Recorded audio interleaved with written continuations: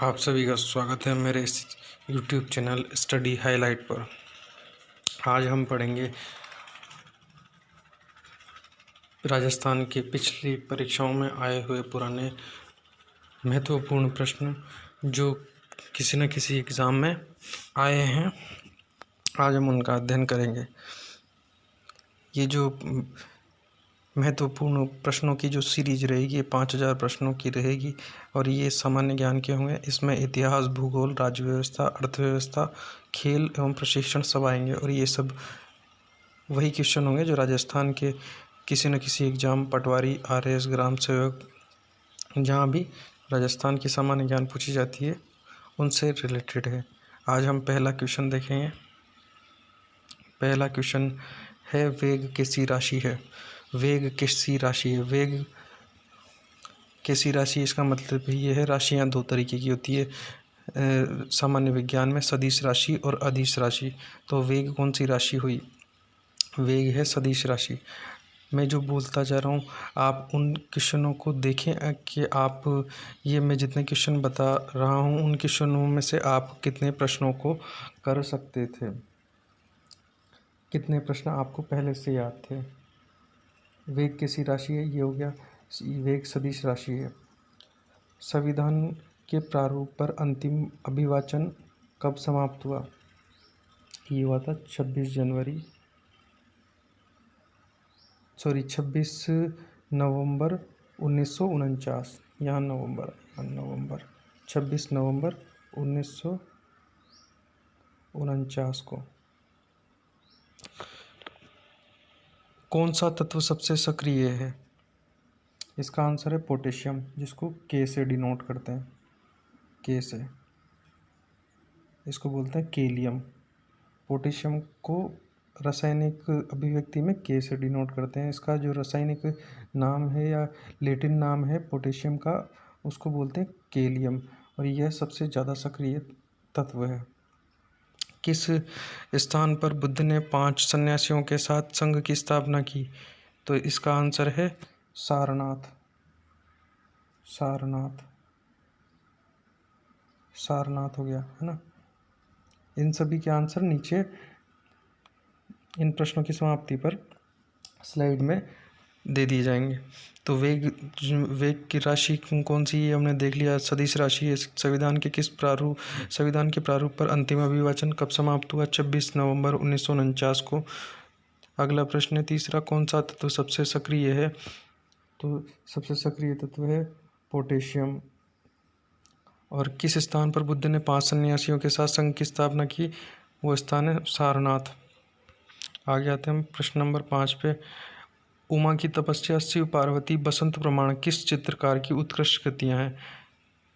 इस चित्रकार का नाम है नंदलाल बोस।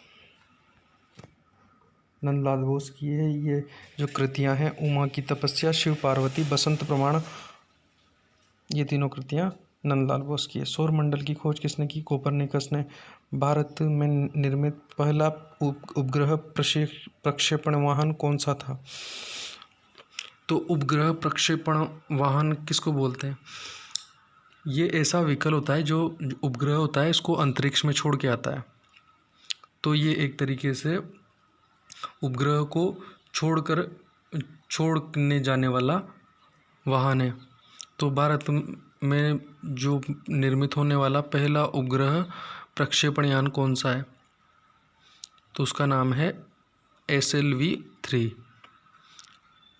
उपग्रह प्रक्षेपण वाहन, इसको अंग्रेजी में बोलते हैं सैटेलाइट लॉन्चिंग व्हीकल। तो उपग्रह प्रक्षेपण यान का मतलब हो गया इंग्लिश में सैटेलाइट लॉन्चर व्हीकल। तो भारत में जो निर्मित होने वाला जो उपग्रह प्रक्षेपण वाहन है यानी सैटेलाइट लॉन्चर व्हीकल है, वो भारत में ही निर्मित होने वाला पहला कौन सा था? तो इसका होगा SLV-3। यह है भारत में निर्मित होने वाला पहला सैटेलाइट लॉन्चर व्हीकल। राष्ट्रीय जनसंख्या आयोग किस मंत्रालय के अधीन है? अगला प्रश्न है ये क्वेश्चन नंबर 8। ये आता है स्वास्थ्य मंत्रालय के अधीन। नवा प्रश्न है बोधिसत्व की संगिनी को क्या कहा जाता है? इसको कहा जाता है तारा। आगे आपको सारे प्रश्नों का जो हल है वो नीचे मिल जाएगा। बनी ठनी किस चित्र शैली से संबंधित है? ये संबंधित है किशनगढ़ चित्रशैली से। 80% से अधिक कोशिकाओं में पाया जाने वाला पदार्थ कौन सा है? प्रश्न नंबर 11 है जल। क्वेश्चन नंबर 12 है संविधान सभा द्वारा कब संविधान को पारित किया गया? ये पारित किया गया था 26 नवंबर 1949 को। न्यूटन की गति का प्रथम नियम क्या कहलाता है? क्वेश्चन नंबर 13, ये कहलाता है जड़त्व का नियम। कलिंग युद्ध का वर्णन अशोक के कौन से शिलालेख में? क्वेश्चन नंबर 14, यह है अशोक के 13वें शिलालेख में। विश्व प्रसिद्ध पेंटिंग मोनालिसा किसकी कृति है? विश्व प्रसिद्ध जो पेंटिंग है मोनालिसा, ये किसकी कृति है? किसने इस मोनालिसा पेंटिंग को बनाया था? ये बनाया था लियोनार्दो विंसी ने। नीचे आपको सारे आंसर मिल जाएंगे। सौरमंडल का सबसे ऊंचा पर्वत जिसको निक्स ओलंपिया बोलते हैं, ये देखिए आपको सारे आंसर ये यहाँ पर दिख जाएंगे। विश्व प्रसिद्ध जो पेंटिंग है मोनालिसा की, तो किसकी कृति है? ये अपन ने देख लिया, लियोनार्दो दा विंसी की। सौरमंडल का सबसे ऊंचा पर्वत निक्स ओलंपिया किस ग्रह पर उपस्थित है? मंगल पर। मोनालिसा नामक चित्र की रचना किसने की है? अपन ने देख लिया, लियोनार्दो दा विंसी ने। शिशु मृत्यु दर में कितने वर्ष की आयु के पूर्व मृत शिशु को शामिल किया जाता है? 1 वर्ष से पूर्व के बालकों को। बाजार के निरीक्षक को कहा जाता है, क्या कहा जाता है? बाजार के निरीक्षक को पहले मुगल काल में या सल्तनत काल में कहते क्या थे? उसको बोलते थे शहनाए मंडी। मिथिला पेंटिंग किस राज्य से संबंधित है? ऑब्वियसली ये बिहार से होगी, क्योंकि मिथिला जो पूरा है वो बिहार मिथिला प्रदेश है, बिहार प्रदेश को बोलते हैं। तो ये हो गया हमारे 20 प्रश्न। अब आगे आते हैं हम अगली स्लाइड में। कौन सा तत्व सबसे सक्रिय है? हमने पिछली वाली स्लाइड में देखा था कौन सा तत्व सबसे सक्रिय है, सबसे ज़्यादा सक्रिय। उसमें तो था पोटेशियम जिसको केलियम बोलते हैं। अब यहाँ पर आया है कौन सा तत्व सबसे कम सक्रिय है, तो उसका है शीशा, जिसको पीबी से डिनोट करते हैं। पीबी से डिनोट करते हैं इसको।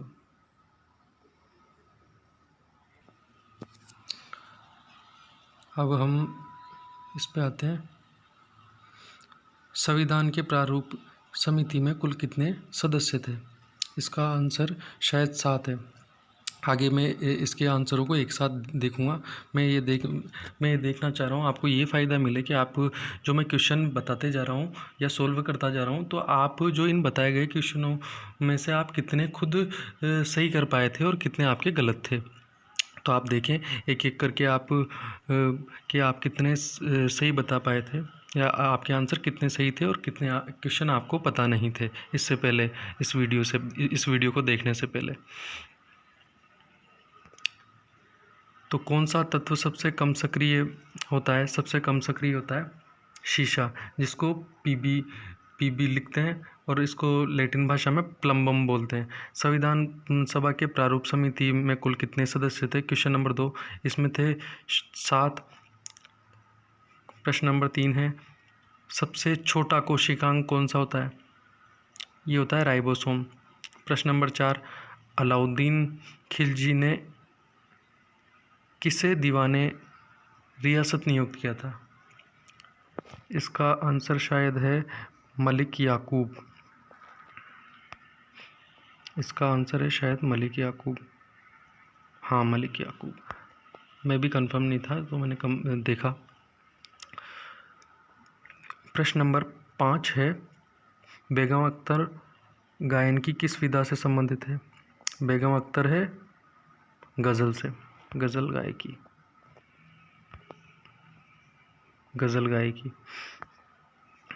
अब क्वेश्चन नंबर 6 है एक प्रकाश वर्ष कितनी दूरी के बराबर है?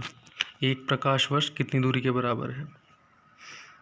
ये जो प्रकाश वर्ष है ये एक तरीके से दूरी को मापने का एक मात्रक है। जैसे दूरी को अपन मीटर में भी माप सकते हैं, किलोमीटर में भी माप सकते हैं, सेंटीमीटर में भी माप सकते हैं। तो ये जो मात्रक हैं, जो अधिकतम, जब दूरी अधिकतम रहती है तो इस तरीके के मात्रक यूज़ में लेते हैं। जैसे प्रकाश वर्ष हुआ, पारासेक हुआ।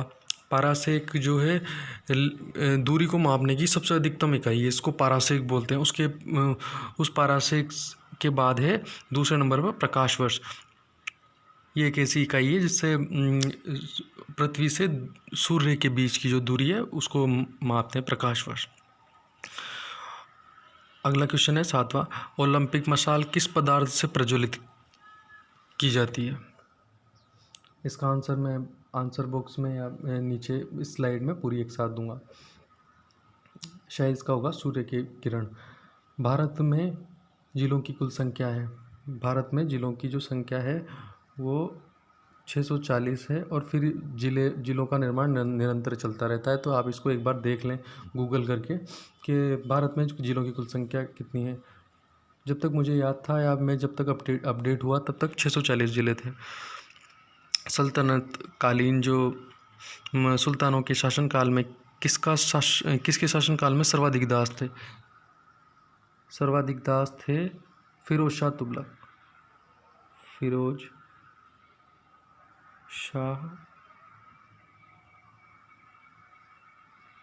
शाह तुगलक। आप इसको आप नीचे देख लें, फिरोज शाह तुगलक के काल में सर्वाधिक दास थे। माइक जो पांडे है वो किस क्षेत्र से संबंधित है? ये वायलिन से है। पदार्थ के जो संवेग और वेग के अनुपात से कौन सी भौतिक राशि प्राप्त होती है? द्रव्यमान प्राप्त होता है। पदार्थ के संवेग और वेग के अनुपात में कौन सी भौतिक राशि प्राप्त होती है? इससे द्रव्यमान प्राप्त होता है। और माइक जो पांडे है वो उसका संबंध है, मैं आपको थोड़ा दोबारा रिफ्रेश करा दूं, ये वन्य जीवों पर फिल्म निर्माण से संबंधित है। और वायलिन से भी इनका संबंध। माइक पांडे किस क्षेत्र से संबंधित है? माइक भी बहुत अच्छा बताते हैं, बजाते हैं। वायलिन जो होता है वाद्य यंत्र होता है, उसमें भी ये माइक पांडे जी विधा प्राप्त है। संविधान सभा में के जो झंडा समिति थी उसके अध्यक्ष थे JB कृपलानी। लोहा एवं गंधक का मिश्रण कौन सा मिश्रण है? यह है असमांगी मिश्रण। औरंगजेब ने शिवाजी के विरुद्ध किसे दक्कन का सूबेदार बनाकर भेजा था? ये अपन ने कई टीवी सीरियलों में भी आता है, इसको हम देखते हैं। ये लगभग सबको पता होता है, शाइस्ता खान। यहूदी मेनुहिन किस वाद्य यंत्र के प्रमुख वादक है? ये भी वायलिन ही आएगा। सूर्य के जो अपेक्षाकृत ठंडा भाग है, सूर्य का ऐसा भाग सूर्य के अपेक्षाकृत ठंडे भाग जिसका तापमान 500 डिग्री सेल्सियस होता है क्या कहलाता है? इसको सौर कलंक बोलते हैं। प्रश्न नंबर 16, सूर्य के अपेक्षाकृत ठंडा भाग जिसका तापमान 1500 डिग्री सेल्सियस होता है क्या कहलाता है? सौर कलंक कहलाता है।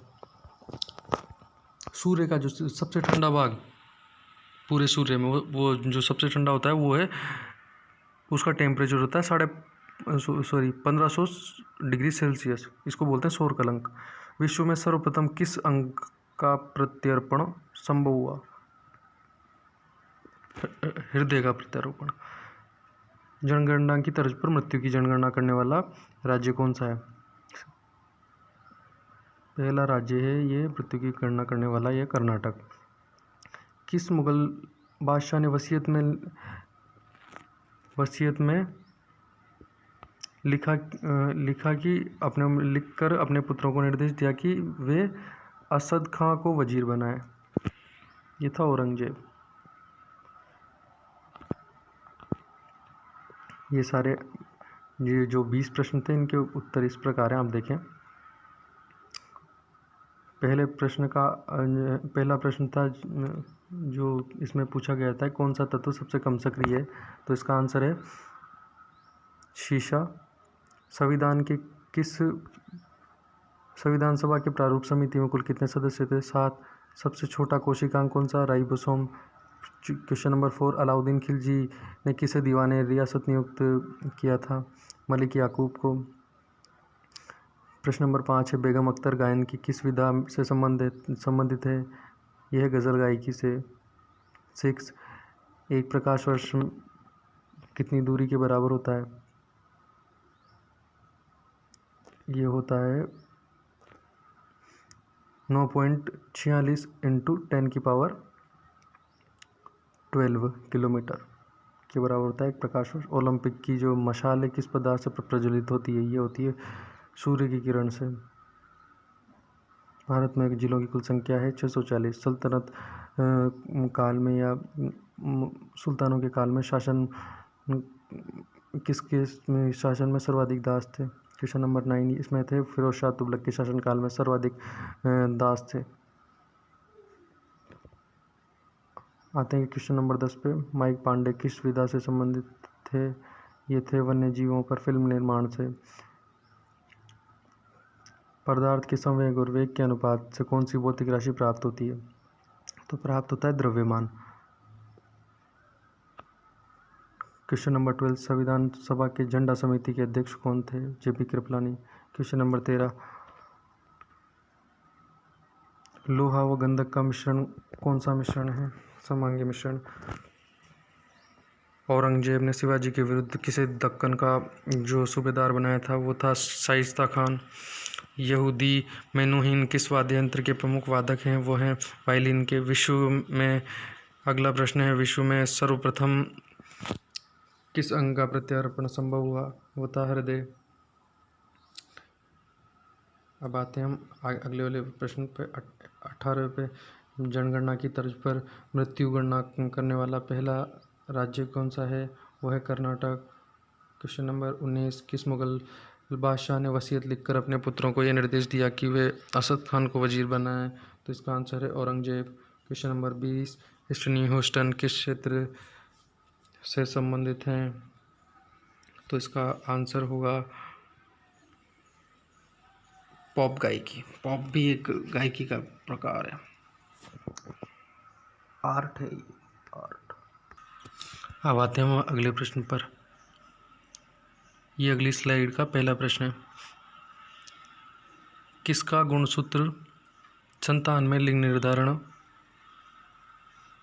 के लिए उत्तरदायी है?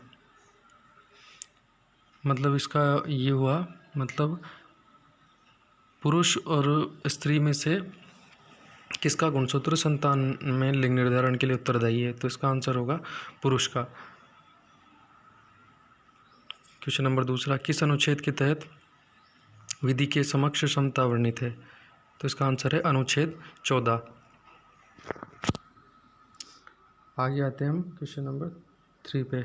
शिवाजी के जो मंत्रिमंडल को कहा जाता था, क्या कहा जाता था? इनके मंत्रिमंडल को कहा जाता था अष्टप्रधान। शिवाजी ने किस भाषा को राजभाषा बनाया? तो इसका आंसर है मराठी। तरणेतर मेला किस राज्य से संबंधित है? तो तरणेतर में जो मेला है ये है गुजरात से संबंधित। ये गुजरात का फेमस मेला है। चंद्रमा पर गुरुत्वाकर्षण का मान पृथ्वी पर जो गुरुत्वाकर्षण होता है उसके कितनी मात्रा के बराबर है? तो ये होगा 1/6। जो चंद्रमा पर जो गुरुत्वाकर्षण पाया जाता है वो पृथ्वी है, जो पृथ्वी पर जो पाया जाने वाला गुरुत्वाकर्षण है उसके 1/6 के बराबर पाया जाता है चंद्रमा पर। तो चंद्रमा पर जो गुरुत्वाकर्षण का मान है पृथ्वी पर के गुरुत्वाकर्षण के मात्रा के 1/6 है। कौन भारत का अंतिम वायसराय था? तो इसका आंसर है लॉर्ड माउंटबेटन। भारत की कौन सी पंचवर्षीय योजना में खाद्य एवं ग्रामीण उद्योग आयोग की स्थापना की गई? दूसरी पंचवर्षीय योजना, आई थिंक दूसरी या तीसरी, एक बार कंफर्म कर लेते हैं। दूसरी। आर्य समाज की स्थापना किस वर्ष की गई? तो आर्य समाज की स्थापना की गई 1875 में।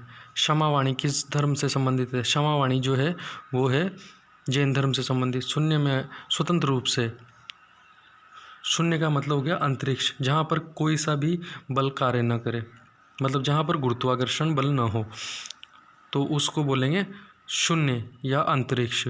तो अंतरिक्ष में स्वतंत्र रूप से गिरने वाली वस्तुओं का त्वरण क्या होगा? समान रहेगा। यहाँ शून्य से मतलब होगा अंतरिक्ष से। अगला क्वेश्चन है 12वां। किस अनुच्छेद में लोक नियोजन के विषय में अवसर की समानता प्रदान की गई है? तो इसका आंसर है अनुच्छेद 16। किस विधि द्वारा मिश्रण में उपस्थित घटकों का पृथक्करण किया जाता है? तो इसका होगा क्रिस्टलीकरण नाम से एक विधि है, उसमें घटकों का पृथक्करण, उस विधि द्वारा घटकों का पृथक्करण किया जाता है। किसने आर्य समाज की स्थापना की? तो इसका आंसर है स्वामी दयानंद सरस्वती। नवरोज किन लोगों का नववर्ष है? तो ये है पारसियों का, जो वो है नए वर्ष की शुरुआत को पारसी नवरोज दिवस के रूप में मनाते हैं। अगला प्रश्न है सौरमंडल का सबसे छोटा उपग्रह कौन सा है? सौरमंडल का सबसे छोटा उपग्रह है डीमोस। रोहिणी श्रेणी के जो उपग्रह का प्रक्षेपण किस वर्ष किया गया? जो रोहिणी श्रेणी का जो उपग्रह है उसका प्रक्षेपण किस वर्ष किया गया था? उसका प्रक्षेपण किया गया था